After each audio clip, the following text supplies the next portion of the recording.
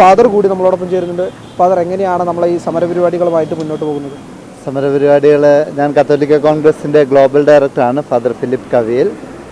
നമ്മൾ തലശ്ശേരി, താമരശ്ശേരി, മാനന്തവാടി രൂപതകളുടെ സംയുക്തമായ നേതൃത്വത്തിൽ, അതുപോലെ ആഗോള കത്തോലിക്ക കോൺഗ്രസിൻ്റെ പിന്തുണയോടെയാണ് ഈ സമരം നടത്തുന്നത്. കാരണം ഈ വയനാട്ടിലെ ജനജീവിതം അനുദിനം ദുസ്സഹമായിക്കൊണ്ടിരിക്കുകയാണ്.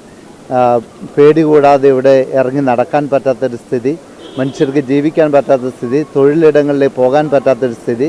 അപ്രകാരമുള്ളൊരു സമയത്ത് നമ്മൾ ഇനിയും നിശബ്ദരായിരുന്നത് കൊണ്ട് കാര്യമില്ല.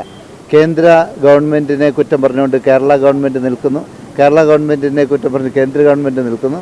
ഞങ്ങളുടെ വിഷയം സാധാരണക്കാരന് ഇവിടെ സുരക്ഷിതത്വം വേണമെന്നുള്ളതാണ്. കഴിഞ്ഞ ദിവസം കേന്ദ്രമന്ത്രി തന്നെ ഒരു അയച്ച കത്ത് ഞങ്ങൾ കാണുകയുണ്ടായി. അതിനകത്ത് വളരെ വ്യക്തമായിട്ട് പറഞ്ഞിട്ടുണ്ട്, സംസ്ഥാന സർക്കാരിന് അടിയന്തര ഘട്ടങ്ങളിൽ വന്യമൃഗങ്ങളുടെ ആക്രമണങ്ങൾ ഉണ്ടാകുമ്പോൾ അപകടകാരികളായ വന്യമൃഗങ്ങളെ നശിപ്പിക്കാനുള്ള അധികാരമുണ്ടെന്ന്. അതിനെതിരെ കഴിഞ്ഞ ദിവസം ഞാൻ ചാനൽ ചർച്ചയിൽ പങ്കെടുത്തപ്പോൾ മന്ത്രി MP രാജേഷിനോട് ഈ കാര്യം ചോദിച്ചു. അപ്പോൾ അദ്ദേഹം കേന്ദ്ര ഗവൺമെൻറ്റിനെ കുറ്റം പറഞ്ഞ് ഒഴിവാകുകയാണ് ചെയ്തത്. ഇങ്ങനെ ഈ നാട്ടിലെ ജനങ്ങളെ പറ്റിക്കുവാൻ ഇനി മുതൽ സാധിക്കുകയില്ല. ഞങ്ങൾ കത്തോലിക്ക കോൺഗ്രസിൻ്റെയും കത്തോലിക്ക രൂപതകളുടെയും നേതൃത്വത്തിൽ എല്ലാ ജനങ്ങളെയും, ഇതിൻ്റെ അകത്ത് മതമോ രാഷ്ട്രീയമോ ഒന്നുമല്ല വിഷയം, മനുഷ്യന് ജീവിക്കണം. ഇവിടുത്തെ സാധാരണക്കാർക്ക് ജീവിതം മുന്നോട്ട് പോകാൻ പറ്റാത്ത സ്ഥിതിയാണുള്ളത്.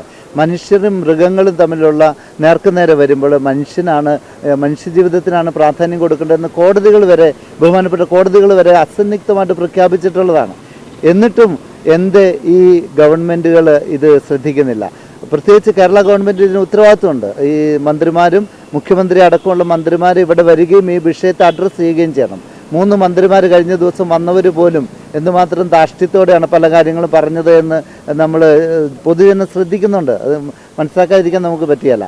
ഈ നാട്ടിലെ സാധാരണക്കാരായ ജനങ്ങൾ വോട്ട് ചെയ്ത് ഈ ആളുകളെ ഭരണത്തിലേറ്റുന്നത് ഇവിടുത്തെ ജനങ്ങളുടെ ജീവനും സ്വത്തിനും സുരക്ഷിതത്വം നൽകുവാൻ വേണ്ടി തന്നെയാണ്.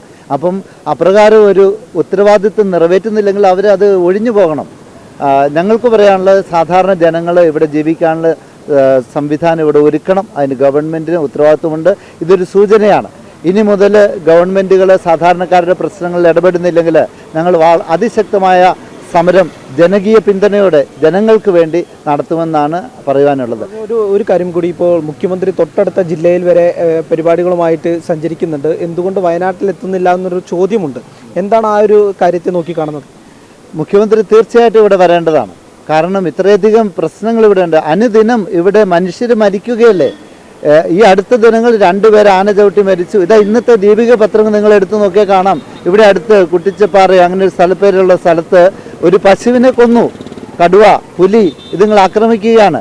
കഴിഞ്ഞ ദിവസം ഇവിടുത്തെ ആളുകളുടെ വളർത്തുമൃഗങ്ങളെ കടുവ കൊന്നപ്പോൾ അവർ അല്പം വയലൻ്റ് ആയെന്നുള്ളത് ശരിയാണ്. ഒരിക്കലും നിയമം കയ്യിലെടുക്കുന്നതിനെ ഞങ്ങൾ അനുകൂലിക്കുന്നില്ല. എങ്കിൽ പോലും ആ മനുഷ്യരുടെ വികാരം നമ്മൾ മനസ്സിലാക്കണം. മനുഷ്യൻ്റെ ജീവൻ നഷ്ടപ്പെട്ട് നിൽക്കുന്ന മനുഷ്യർക്ക് സകല മനോനിലയിൽ തെറ്റിപ്പോവും. നമ്മുടെ സ്വന്തം ആളുകളെ കടുവയും പുലിയും ഒക്കെ കടിച്ചു കൊന്നിരുന്ന കണ്ടു നിൽക്കുന്ന മനുഷ്യൻ്റെ മനോവേദന എന്തുകൊണ്ടാണ് സർക്കാർ മനസ്സിലാക്കാത്തത്? എന്നിട്ട് ഈ ഫോറസ്റ്റുകാരുടെ വണ്ടിയിൽ ഈ പശുവിൻ്റെ ജഡം വെച്ചു എന്ന് പറഞ്ഞുകൊണ്ട് അവർക്കെതിരെ കേസെടുത്തു. അത് ധാർഷ്ട്യമല്ലേ? ആ മനുഷ്യരെ വെറുതെ വന്ന ഫോറസ്റ്റ് ഉദ്യോഗസ്ഥരെ പ്രകോപിപ്പിക്കുകയല്ല ചെയ്തത്. അവരുടെ വേദന പ്രകടിപ്പിക്കാൻ അവർ പരിശ്രമിക്കുകയാണ് ചെയ്തത്. ഇവിടെ ഒരു കാട്ടാന ഇവരെ ഫോറസ്റ്റ് ഉദ്യോഗസ്ഥരുടെ വണ്ടി ആക്രമിച്ചാൽ അവർ ആർക്കെതിരെയാണ് കേസെടുക്കുന്നത്? സാധാരണ മനുഷ്യനെതിരെ അവർ കേസെടുത്ത് അവരെ ദുരിതത്തിലാക്കിയാണ്. ഒരു തരത്തിലും ജീവിക്കാൻ സാധിക്കാതെ പൊറുതിമുട്ടി നിൽക്കുന്ന മനുഷ്യരെ ഇങ്ങനെ കേസെടുത്ത് പീഡിപ്പിക്കുകയാണ് ചെയ്യുന്നത്. സംസ്ഥാന സർക്കാരിൻ്റെ ആണേലും കേന്ദ്ര സർക്കാരിൻ്റെ പേരിലാണേലും അത് ശരിയല്ല. കേന്ദ്ര സർക്കാർ അല്ല ഇതിൻ്റെ അകത്ത് നേരിട്ട് ഇടപെട്ടിരുന്നത് സംസ്ഥാന സർക്കാർ തന്നെയാണ്. അതുകൊണ്ട് മന്ത്രിമാരെ ജനങ്ങളുടെ ഇടയിലേക്ക് ഇറങ്ങി വരികയും അവരുടെ പ്രശ്നങ്ങൾ അഡ്രസ്സ് ചെയ്യുകയും ചെയ്യണം. അതാണ് കേന്ദ്രമന്ത്രി ഇവിടെ ഉണ്ട്. അദ്ദേഹമായിട്ട് കൂടിക്കാഴ്ച ഞങ്ങൾ പരിശ്രമിക്കുന്നുണ്ട്. കേന്ദ്രമന്ത്രിക്ക് ഒരു നിവേദനം കൊടുക്കാൻ ഞങ്ങൾ പരിശ്രമിക്കുന്നുണ്ട്. അദ്ദേഹത്തിൻ്റെ സൗകര്യം ഒത്തു വന്നാൽ അത് തീർച്ചയായിട്ടും കാണും.